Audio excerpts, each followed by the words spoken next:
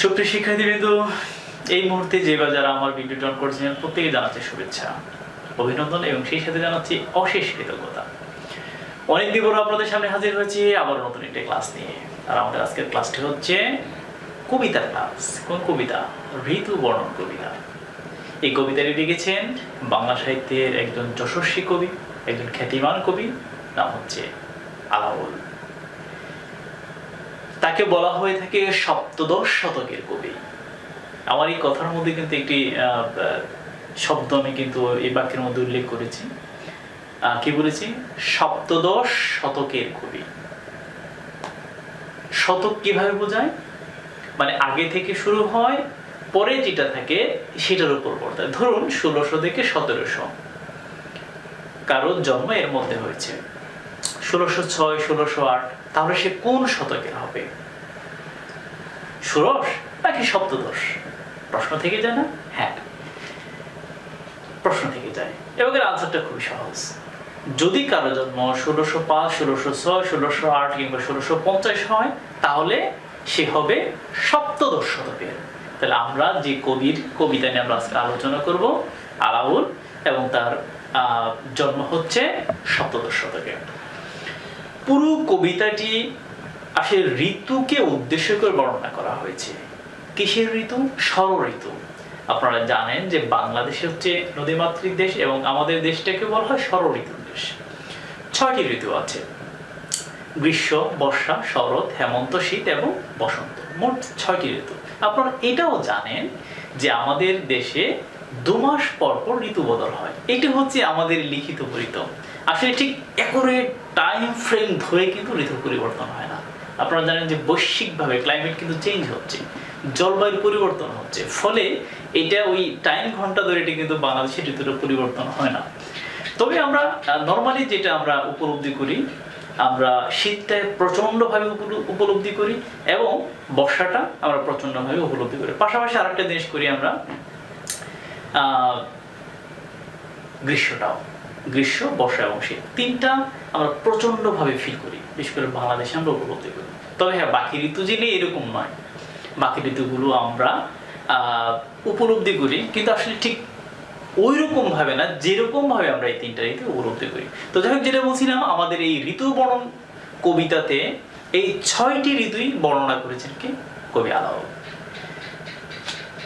পুরো কবিতাটি নেওয়া হয়েছে যে কাব্য থেকে, সেটা হচ্ছে পদ্মাবতী কাব্য। আপনারা জানেন যে মধ্যযুগের প্রায় সব কবিরাই, মানে ওই সময় তৎকালীন সময় কিন্তু একটা রেওয়াজে ছিল ঋতুকে বর্ণনা করে কবিতা লেখা, নারীর স্তুতি বন্দনা করে কবিতা লেখা। এবং তারা মানে এত বেশি লিখতো যে ধরুন পৃষ্ঠার পর পৃষ্ঠা তারা রচনা করে লিখত। শুধু বর্ণনা, স্তুতি, আমরা যেটাকে স্তুতি বা বন্দনা বলে থাকি। মানে কোন নারীর যখন সৌন্দর্য তারা বর্ণনা করা শুরু করে, দেখবেন পৃষ্ঠার পর পৃষ্ঠা শেষ করে। আপনারা যদি পদ্মাবতী বলে থাকেন, তারা দেখবেন যে পদ্মাবতীর রূপ বর্ণনা সে কিভাবে করেছে, পৃষ্ঠার পর পৃষ্ঠা, খণ্ডের পর খণ্ড সে করেছে। একইভাবে যে তাদের কবিতার বা কাব্যের শুরুটাই হয় কি দিয়ে? স্তুতি বা বর্ণনা দিয়ে। এবং এটা হয় কি? প্রকৃতি বর্ণনার মধ্য দিয়ে, যেটা আমরা বলছি ঋতুর বর্ণনা। তাহলে পুরো কবিতাটি কি রয়েছে? পুরো কবিতাটিতে রয়েছে ষড় ঋতুর বর্ণনা। আমরা স্টেপ বাই স্টেপ ধরে ধরে আমরা পুরো কবিতাটি বিশ্লেষণ করব। এবং এইটা জিনিস মনে রাখবে যে এই কবিতাতে যে শব্দগুলো আছে, এই শব্দগুলো কিন্তু আমাদের ব্যবহারিক জীবনে যেরকম কাজে লাগে, বিভিন্ন প্রতিযোগিতামূলক পরীক্ষাতে কিন্তু এগুলো আমাদের কাজে লাগবে। কাজেই আপনারা যদি পুরো কবিতার যদি শব্দার্থগুলো যদি আয়ত্ত করতে পারেন, তাহলে দেখবেন যে এর সারাংশটা আপনার কিন্তু অনায়াসে আয়ত্ত চলে আসছে। তাহলে আর দেরি কেন, চলুন আমরা চলে যাচ্ছি আমাদের মূল পর্বে। আমরা ধরে ধরে এখন বিশ্লেষণ করার চেষ্টা করব। আশা করছি তখন সাথে থাকবেন।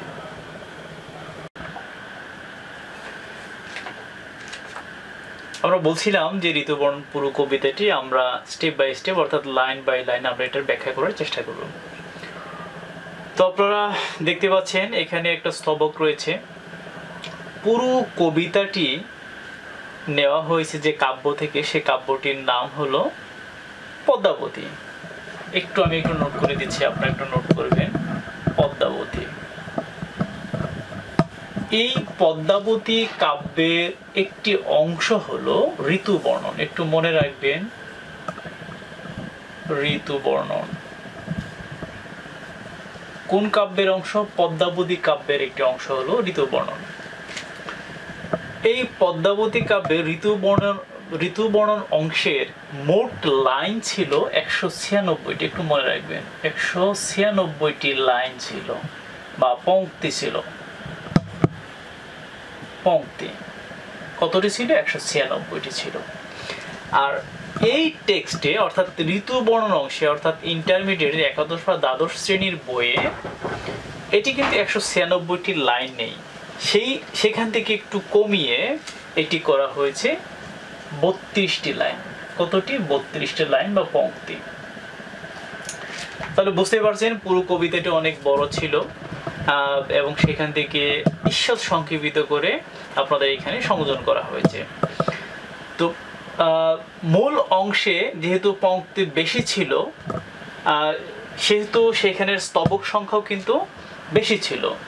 তো ওইখানে স্তবক সংখ্যা ছিল 13টি। কতটি ছিল? স্তবক ছিল 13টি। আর এই অংশে স্তবক কোনো বইতে দেখানো হয়েছে 4টি। তবে অ্যাকুরেট স্তবক হওয়ার কথা হলো, আমি লিখে দিচ্ছি স্তবক, তবে অ্যাকুরেট হওয়ার কথা হলো 6টি। যেহেতু 6টি ঋতুর বর্ণনা দেওয়া আছে এই কারণে স্তবক সংখ্যা হওয়ার কথা হলো কয়টি? 6টি। তাহলে মোটামুটি আমাদের ক্লিয়ার হয়ে গেল, লাইন হলো আমাদের 32টি এবং স্তবক, অ্যাকুরেট স্তবক হলো 6টি। যদি কোনো বইয়ে ভুল দেওয়া থাকে, অনেকভাবে তো প্রিন্ট হয়, তো এটি হওয়ার কথা হলো 6টি স্তবক, যেহেতু 6টি ঋতুর বর্ণনা করা আছে। তারপরে দেখুন পুরো আমি একটি ঋতুর কিন্তু এখানে নিয়ে আসছি। আমাদের এই ঋতুটি হলো বসন্ত ঋতু। একটু খেয়াল করবেন, বসন্ত ঋতু। বসন্ত ঋতু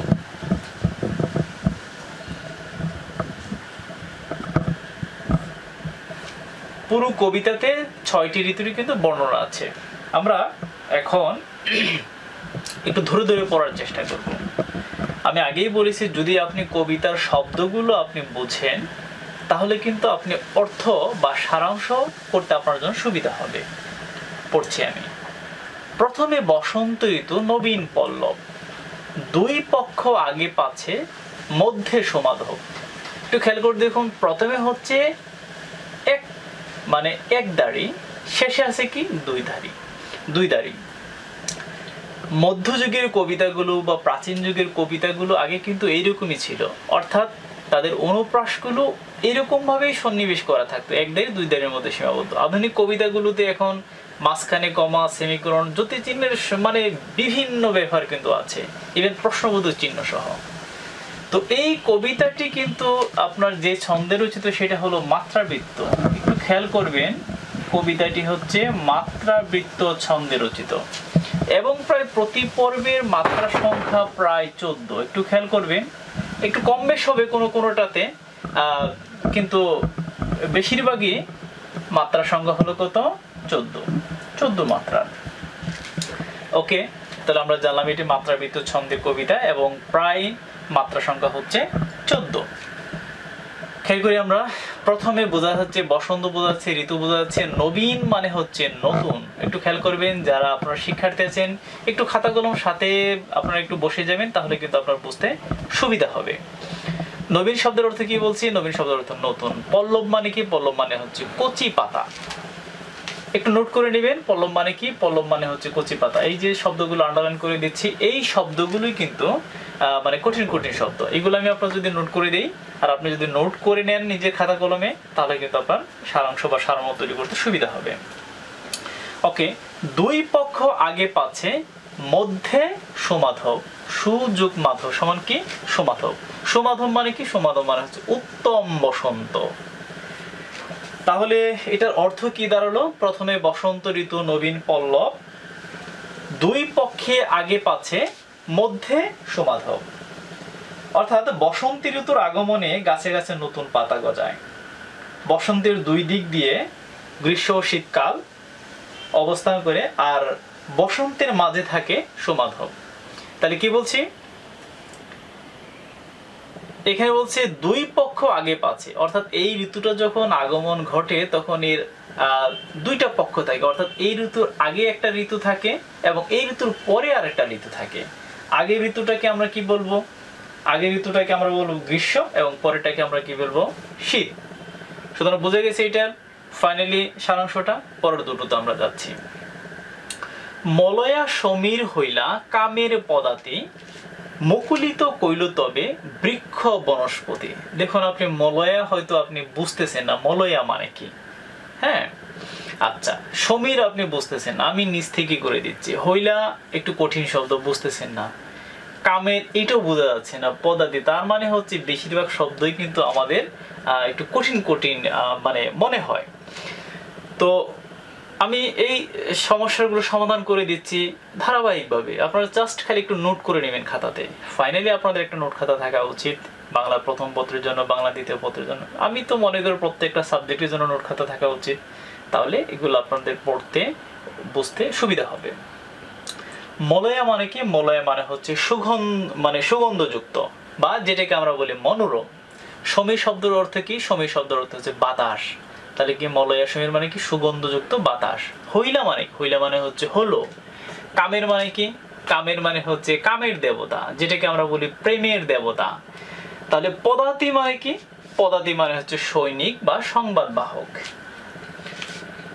বোঝা গেছে? কঠিন কঠিন শব্দ আসলেই কঠিন না, সবই সহজ।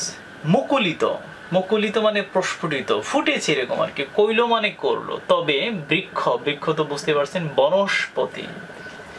আসলেই সহজ, খুব পরিচিত শব্দ। বনস্পতি মানে এমন এক ধরনের বৃক্ষ যে বৃক্ষের কোনো ফুল হয় না বাট ফল হয়। কি তাজ্জব লাগতেছে না? অবাক করার বিষয়। হ্যাঁ, এই শ্রেণীর বৃক্ষগুলোকে বলা হয় বনস্পতি। যেমন বট, আপনি বট গাছ দেখেছেন নিশ্চয়ই, আমাদের চারপাশে কিন্তু আছে, হাটে বাজারে বিভিন্ন জায়গাতে কিন্তু আছে বট। তারপরে আপনি দেখুন অশ্বত্থ, যদি না চিনে থাকেন ইউটিউবে আপনারা সার্চ দিবেন অশ্বত্থ গাছ, বট গাছ, অশ্বত্থ গাছ। এই সমস্ত গাছগুলোর সরাসরি কিন্তু কি হয়? ফল হয়, ফুল হয় না। তো এইগুলাকে কি বলা হয়? বনস্পতি বলা হয়। তাহলে এই দুটো লাইনের কি অর্থ দাঁড়ালো? মলয়া সমীর হইলে কামের পদাতি, মুকুলিত কইল তবে বৃক্ষ বনস্পতি। বসন্তে মলয় বাতাস বইতে থাকে, যা ভালোবাসা ও কামনার প্রতীক। এই বাতাস গাছপালাকে মুকুলিত করে, ফলে চারপাশে ফুলের সমারোহ দেখা যায়। আমরা পরের লাইনে চলে যাচ্ছি। কুসুমিত কিংসুক সঘন বন লাল, পুষ্পিত সুরঙ্গ মল্লী লবঙ্গ গুলাল। কুসুমিত মানে কি? কুসুমিত মানে হলো ফুলে ফুলে। একটু খেয়াল করুন, আমি কিন্তু আড়াই দিচ্ছি।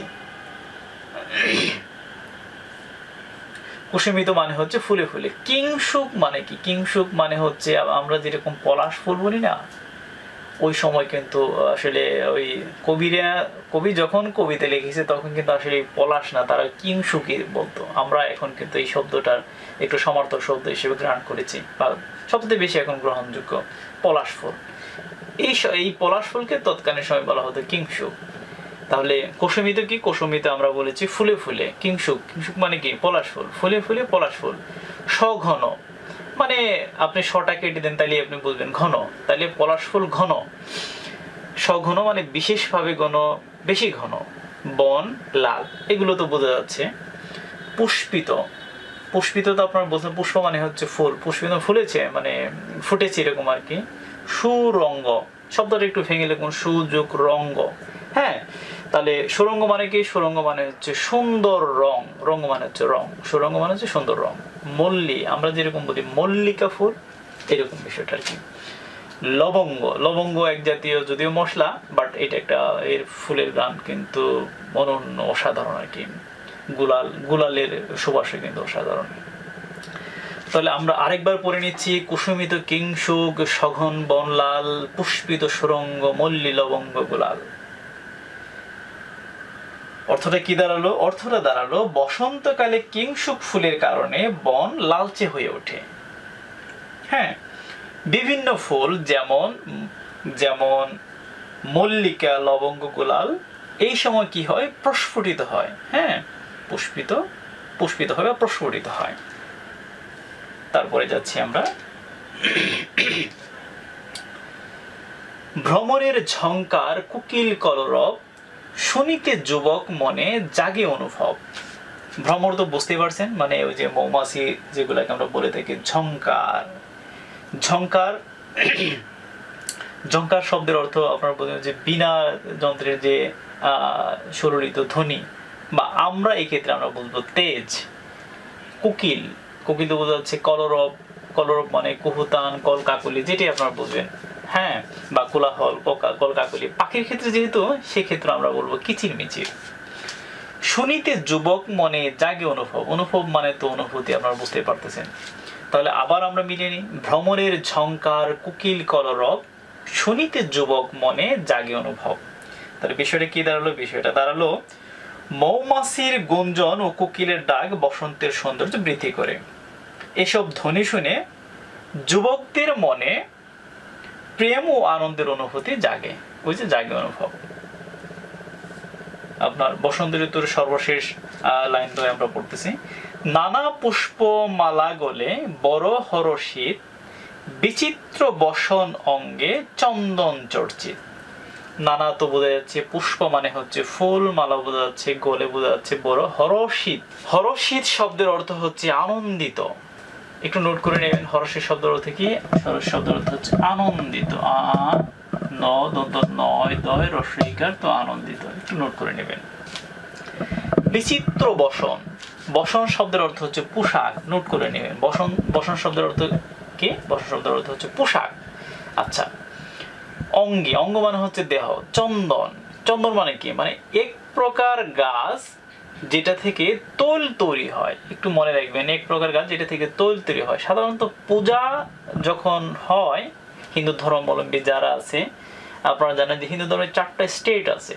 4টা স্টেট বা বর্ণটা কি? ব্রাহ্মণ, ক্ষত্রিয়, বৈশ্য, শূদ্র। এই যে আমি যে বললাম ব্রাহ্মণ, এই ব্রাহ্মণরা ঠিক পূজার সময়, যারা ব্রাহ্মণ আছে তারা এই চন্দন কাঠ থেকে তৈরিকৃত যে তৈলটা, এইটা ওই সময় তারা ব্যবহার করে। তারপরে মোটামুটি বোঝা গেল বিচিত্র বসন অঙ্গে চন্দন চর্চিত, মানে ব্যবহার করে আর কি। তো আমরা আবারও কবিতার লাইনটা একটু পড়ে নিই। নানা পুষ্প মালা গলে বড় হর্ষিত, বিচিত্র বসন অঙ্গে চন্দন চর্চিত। তার মানে মানুষ গলায় বিভিন্ন ফুলের মালা পরে। নানা পুষ্প মালা গলে বড় হর্ষিত, তার মানে হচ্ছে মানুষ গলায় বিভিন্ন রকম মালা পরে এবং কি হয়? হর্ষিত মানে আনন্দিত হয়। বসন্ত উৎসবে বিচিত্র বসন অঙ্গে চন্দন চর্চিত, মানে বসন্ত উৎসবে সবাই বিচিত্র রঙের পোশাক পরে ও শরীরে চন্দনের প্রলেপ পরে। মোটামুটি আমাদের বসন্ত ঋতুর কিন্তু সারাংশ আমরা বুঝতে পারলাম। আপনারা দেখতে পাচ্ছেন এখানে আমাদের স্ক্রিনে আরো দুটি অংশ রয়েছে, ডান দিকে একটি অংশ রয়েছে, বাম দিকে একটি অংশ রয়েছে। তো আমরা পুরো কবিতার যেহেতু 6টি ঋতুর বর্ণনা আছে, পূর্বে আমরা একটি ঋতুর বর্ণনা কমপ্লিট করেছি। 2, 3, 4, 5, 6, দেখুন টোটাল মিলানো 6টা। আগে যেহেতু 1টা, 2টা, 3টা, 4টা, 5টা, 6টা। এখানে আমরা দেখি নিধাক সময় অতি প্রচন্ড তপন, রৌদ্রত্রাসে রহে ছায়া চরণ স্মরণ, চন্দন চম্পক মাল্য মলয়া পবন, সতত দম্পতি সঙ্গে ব্যাপিত মদন। দেখুন প্রত্যেকটা লাইনের পরে আমরা যে শেষের যে শব্দটা দেখি, শেষের শব্দগুলোকে এই যে মিলকরণ দেখুন, তপন, স্মরণ, পবন, মদন, এগুলাকে বলা হয় ছন্দের ভাষায়, এগুলাকে বলা হয় অনুপ্রাস। কেমন অনুপ্রাস? অন্তানুপ্রাস। শব্দের শেষে অর্থাৎ অন্তে যদি মিল থাকে তাহলে এটিকে বলা হয় অন্তানুপ্রাস। ঠিক একইভাবে যদি শব্দের মধ্যে মিল থাকে তাহলে সেগুলোকে বলা হয় মধ্যানুপ্রাস। আর যদি প্রথমে মিল থাকে, যেমন প্রথম বর্ণের সাথে প্রথম বর্ণের এরকম যদি মিল থাকে, তাহলে এটাকে বলা হয় আদ্যানুপ্রাস। মোটামুটি কমপ্লিট হয়ে গেল আদ্যানুপ্রাস, মধ্যানুপ্রাস, অন্তানুপ্রাসের ব্যাপারটি। তাহলে এই কবিতাতে যেটা রয়েছে সেটা হলো অন্তানুপ্রাস, অর্থাৎ শব্দের শেষে মিলকরণ রয়েছে। ওকে, তাহলে আমরা বলছিলাম নিধাগ সময়ে অতি প্রচন্ড তপন। আমি একটু আন্ডারলাইন করে দিচ্ছি, আমি শব্দ বলে দিচ্ছি। নিধাগ শব্দের অর্থ হচ্ছে গ্রীষ্ম, আমরা যেটাকে বলে থাকি গ্রীষ্মকাল। নিধাগ সময়ে, এই অনেকে এখন ফেসবুকে লেখে না, ধরুন কোন একটা দল লিখতে গিয়ে মানে ছাত্র লিখতে গিয়ে দেখবেন মাত্রা দেয় না, লেখে ছায়ে। ঠিক এরকমই মানে ওই আগের সময় এরকম ছিল, মানে সময়টাকে বোঝাতে গিয়ে দেখুন মানে অনেক সময় যে মাত্রা চলে যায়, কোন একটা ফুল শব্দ লিখতে গেলে আমরা মাত্রা দিই না। ঠিক এটা আর কি, সময়ে মানে হচ্ছে আপনি ধরে নিবেন সময়। নিধাক মানে কি বলছে, গ্রীষ্ম বা গ্রীষ্মকাল, আর সময় মানে হচ্ছে সময়। অতি, প্রচন্ড মানে বুঝতে পারছেন খুব বেশি। তপন, তপন শব্দের অর্থ হচ্ছে সূর্য বা সূর্যের তাপ। কি বলছি আমরা, তপন শব্দের অর্থ সূর্য বা সূর্যের তাপ। রৌদ্র, ত্রাসে, ত্রাসে মানে হচ্ছে ভয়ে, রহে মানে রয়ে, ছায়া, চরণে, চরণ মানে হচ্ছে পা, শরণ, শরণ একটু নোট করে রাখবেন, আমি যাই কিছু বলতেছি একটু নোট করে রাখবেন। শরণ মানে হচ্ছে আশ্রয়, কি বলেছি, শরণ মানে হচ্ছে আশ্রয়। আবার বলছি, নিধাক সময় অতি প্রচন্ড তপন, রৌদ্র ত্রাসে রহে, ছায়া চরণে শরণ। তার মানে কি দাঁড়ালো, তার মানে দাঁড়ালো নিধাক মানে হচ্ছে গ্রীষ্মকাল, তাহলে গ্রীষ্মকালে সূর্যের তাপ প্রচন্ড হয়ে ওঠে, রৌদ্র এতটাই তীব্র হয় যে মানুষ ছায়া আশ্রয়, অর্থাৎ রৌদ্র ত্রাসে রহে, ছায়া চরণে শরণ, অর্থাৎ রোদ এতটাই তীব্র হয় যে মানুষ ছায়া আশ্রয় নেয়। ওকে, পরের লাইনে যাচ্ছি। চন্দন, চন্দন কিন্তু আগে বলেছি আমরা, ওই যে গ্রীষ্ম অংশে আমরা কিন্তু চন্দন শব্দটা বলেছি, এক ধরনের সুগন্ধিযুক্ত গাছ যেটা থেকে তৈল তৈরি হয়, এবং এই তৈলটা কারা ব্যবহার করে, যারা ব্রাহ্মণ ধর্মাবলম্বী আছে তারা পূজার সময় এইটার তৈরিকৃত তৈল তারা ব্যবহার করে। চম্পক মানে ওই যে চম্পা গাছ, চম্পাবতী গাছ। মাল্য মানে হচ্ছে মালা, মলয়া হচ্ছে মানে বাতাসের এক ধরনের বাতাস, যে বাতাসটা মন ফুরফুরে করে আর কি। মলয়া পবন, পবন মানে হচ্ছে বাতাস, একটা বাতাসের ধরন। তাহলে আমরা জানলাম যে পবন মানে হচ্ছে বাতাস। টোটাল লাইনটা আবার পড়ছি, আবার পড়ে নিচের অংশটা দেখি তারপরে পড়ছি। সতত মানে হচ্ছে সর্বদা, দম্পতি মানে হচ্ছে স্বামী এবং স্ত্রী একত্রে বলা হয় দম্পতি, সঙ্গে বোঝা যাচ্ছে ব্যাপিত মানে ব্যক্ত করে। মদন, মদন হচ্ছে কামের দেবতা বা মানে প্রেমের দেবতা, যেটি আপনি বুঝছেন। আবার বলছি, চন্দন চম্পক মাল্য মলয়া পবন, সতত দম্পতি সঙ্গে ব্যাপিত মদন। অর্থটা কি দাঁড়ালো, আসলে মনে হচ্ছে বুঝি বুঝি, আসলে কিন্তু প্রকৃত অর্থ বুঝি না। এইভাবে যদি শব্দের অর্থগুলো আপনার কমপ্লিট হয়েছে তাহলে কিন্তু বোঝা হয়ে যাবে। আমরা আবার পড়ার চেষ্টা করতেছি, এটা অর্থ করার চেষ্টা করছি। চন্দন চম্পক মাল্য মলয়া পবন মানে হচ্ছে চন্দন চম্পা ফুলের সুগন্ধ ও মালয় বাতাস কিছুটা স্বস্তি দেয় বা আনন্দ দেয়। তারপর কি, সতত দম্পতির সঙ্গে ব্যাপিত মদন, তার মানে যে গ্রীষ্মের এই উষ্ণ পরিবেশে প্রেমিক প্রেমিকারা ভালোবাসা তখন কি থাকে, মগ্ন থাকে। বুঝছি, ব্যাপিত মদন মানে ব্যস্ত থাকে, ব্যাপিত থাকে, এরকম আর কি। তারপরে অপশনে যাচ্ছি আমরা।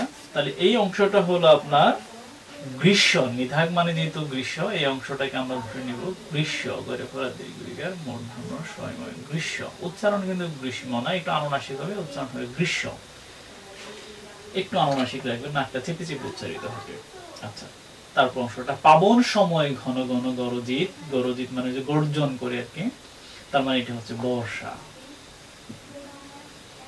কোন ঋতু বর্ণনা আছে, বর্ষা ঋতু বর্ণনা আছে।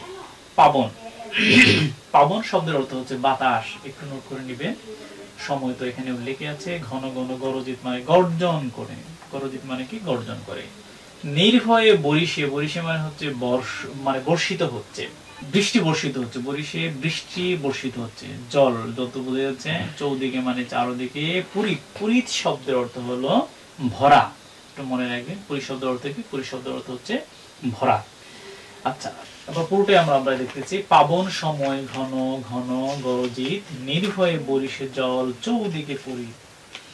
তার মানে হলো বর্ষাকালে আকাশে মেঘের গর্জন হয়, ওই যে ঘন ঘন গরজিৎ, মেঘমালা নির্ভয়ে বৃষ্টি বর্ষণ করে, ফলে চারদিকে কি হয়, প্লাবিত হয়। নির্ভয়ে বরিশে জল মানে নির্ভাবনায় জল বর্ষিত হচ্ছে, চৌদিকে পুরী, তার মানে হলো কি চারদিকে এই জলগুলো কি হয়, প্লাবিত হয়ে যায়। হুর শব্দে কৈলাসে, কৈলাস তো পর্বত শৃঙ্গ আপনারা জানেন।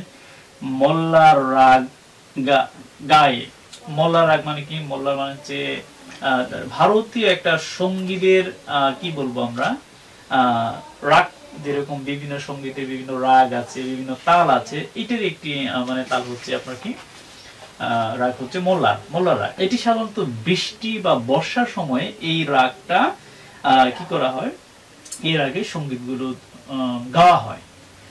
তার মানে বৃষ্টিকে স্তুতি করে, বর্ষার স্তুতি বন্দনা করে এই রাগের মাধ্যমে গানগুলো গাওয়া হয়।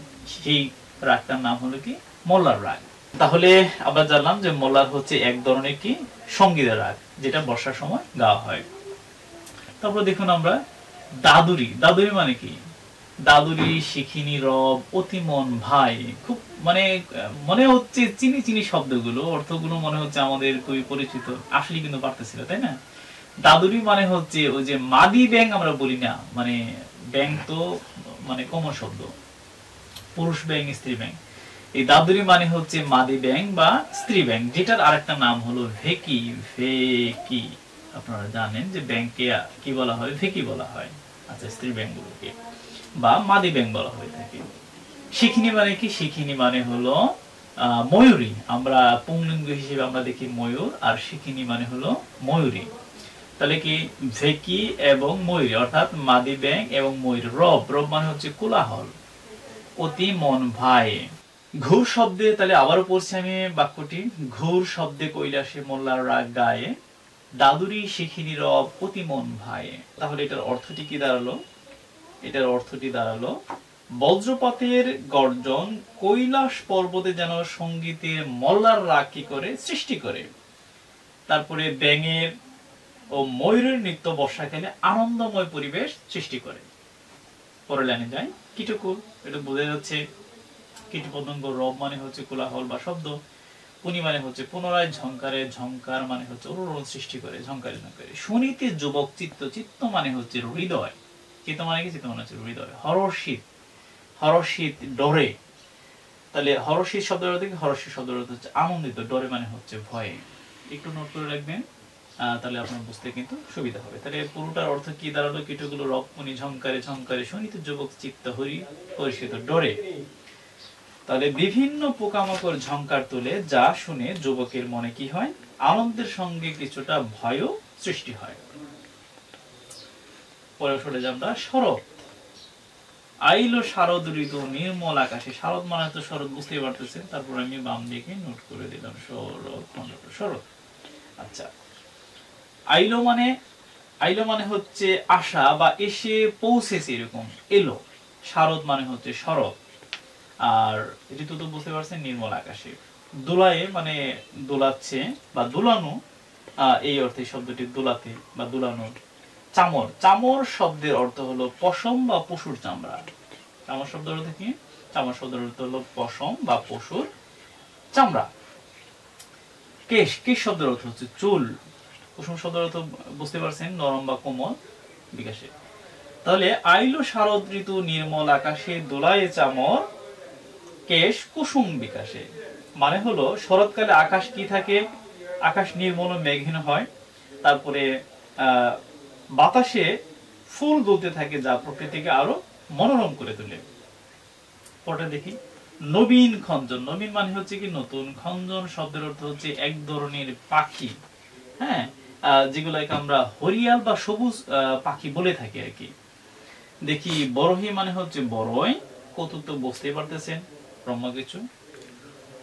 উপজিত, উপজিত শব্দের অর্থ হলো উদ্ভূত বা উদ্ভূত বা সৃষ্ট।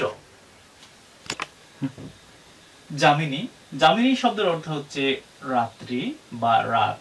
দম্পতি মানে স্বামী স্ত্রী, যেটাকে আমরা দম্পতি বলি। যদি শব্দটি ব্যাকরণগত ভাবে বলে, এটা হওয়া উচিত ছিল আসলে জম্পতি। ব্যাকরণ করলে কি হয়? জায়া ও পতি, সুতরাং এটা হওয়া উচিত ছিল জম্পতি। কিন্তু আবহমান কাল থেকে এটা ব্যাকরণিক ভাবে এটি এখনো কিন্তু রয়ে গেছে দম্পতি। যাই হোক, স্বামী এবং স্ত্রীকে বোঝানো হয়। মনে সুখ। তাহলে আমরা আবারও লাইন দুটো পড়ি এবং অর্থটি করার চেষ্টা করি। নবীন খঞ্জন দেখি বরহি কৌতুক, উপজিত যামিনী দম্পতি মনে সুখ। মানে হলো শরৎকালে খঞ্জন পাখির কি হয়? আগমন হয়, যা দেখে মানুষ আনন্দ পায়। এই সময়টি প্রেমিক প্রেমিকাদের জন্য সুখের সময়। মোটামুটি এই সাইডটি কিন্তু আমাদের বোঝা হয়ে গেছে। আমরা যাচ্ছি পরের অংশে। ওকে, পরের অংশটা দেখি আমরা। প্রবেশে হেমন্ত ঋতু, শীত অতি যায়, পুষ্পতুল্য তাম্বুল অধিক সুখ হয়।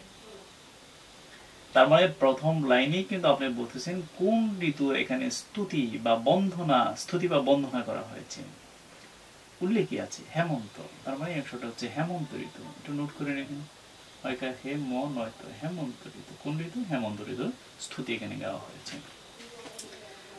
প্রবেশে মানে প্রবেশ করে, হেমন্ত ঋতু, শীত অতি যায়, সবগুলি কিন্তু একেবারে পরিচিত শব্দ। এগুলো কিন্তু অর্থ পাবেন। পুষ্প মানে হচ্ছে ফুল, তুল্য, তুলনা করে। তাম্বুল শব্দটি আন্ডারলাইন করুন এবং নোট করুন। তাম্বুল শব্দের অর্থ হচ্ছে পান, অধিক সুখ হয়। আমি দুটো আবার পড়ছি এবং অর্থ করে দিচ্ছি। প্রবেশে হেমন্ত ঋতু, শীত অতি যায়, পুষ্পতুল্য তাম্বুল, অধিক সুখ হয়। তার মানে হলো হেমন্ত ঋতুর শুরুতে শীত অনুভূত হয়, শীত অতি যায় মানে শীত অনুভূত হয়, তবে ততটা তীব্র নয়। পুষ্পতুল্য তাম্বুল, অধিক সুখ হয়, ততটা তীব্র নয়। মানে তাম্বুল বা পান চিবানো বেশি এই সময় কি হয়? উপভোগ হয়। পুষ্পতুল্য মানে ফুলের মতোই, তাম্বুল অধিক সুখ হয়। তাম্বুল মানে হচ্ছে পান চিবানোতে অধিক সুখ অনুভূত হয়। পরলাইনটা দেখি। শীতের তরাসে রবি তরিতে লুকায়ে, অতি দীর্ঘ সুখ নিশি পলকে পুহায়। শীতের বোঝা যাচ্ছে তরাসি মানে হচ্ছে, তরাসি শব্দের অর্থ হচ্ছে ভয়ে বা ডরে। রবি মানে হচ্ছে সূর্য। তুরিতে, তুরিতে শব্দের অর্থ হচ্ছে ওই যে ধনুক, আপনারা যেরকম দেখেছেন ধনুকের মধ্যে যে কি থাকে, স্প্রিং যেটা থাকে না, এক ধরনের দেখবেন স্প্রিং থাকবে। ওই যে ধনুকটা মনে করেন যে যেটাতে টান মারে, যে ওই স্প্রিং কে বলা হয় তুরি আর কি। লুকায়ে, লুকায়ে মানে হচ্ছে তো লুকানো আর কি, বা ছাপানো। অতি দীর্ঘ সুখ নিশি পলকে পোহায়ে, পোহায়ে মানে হচ্ছে মানে উন্মোচিত হওয়া বা আলোকিত হওয়া। তাহলে আবারও পড়ছি দুটি লাইন এবং ব্যাখ্যা করে দিচ্ছি। শীতের তরাসে রবি তুরিতে লুকায়ে, অতি দীর্ঘ সুখ নিশি পলকে পোহায়ে। মানে কি দাঁড়ালো? মানে দাঁড়ালো শীতের ভয়ে, শীতের তরাসে মানে শীতের ভয়ে রবি, রবি মানে হচ্ছে সূর্য, শীতের ভয়ে সূর্য দ্রুত অস্ত যায়। তুরিতে লুকায় মানে দ্রুত অস্ত যায়, অতি দীর্ঘ সুখ নিশি পলকে পোহায়ে। ফলে রাত দীর্ঘ হয়, অতি দীর্ঘ হয় এবং মানুষ আরাম করে কি করে? বিশ্রাম করে। লাস্টে কি? পুষ্প সজ্জা ভেদ বলি বিচিত্র বসন। এটা হলো আপনার শীত।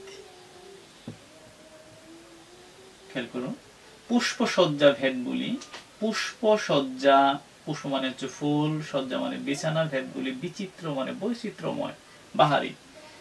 বসন, বসন শব্দের অর্থ কি? পুষ্প সজ্জা, পুষ্প সজ্জা ভেদ বলি বিচিত্র বসন, ওই যে কাপড় চোপড় যেটা আমরা বলি বসন।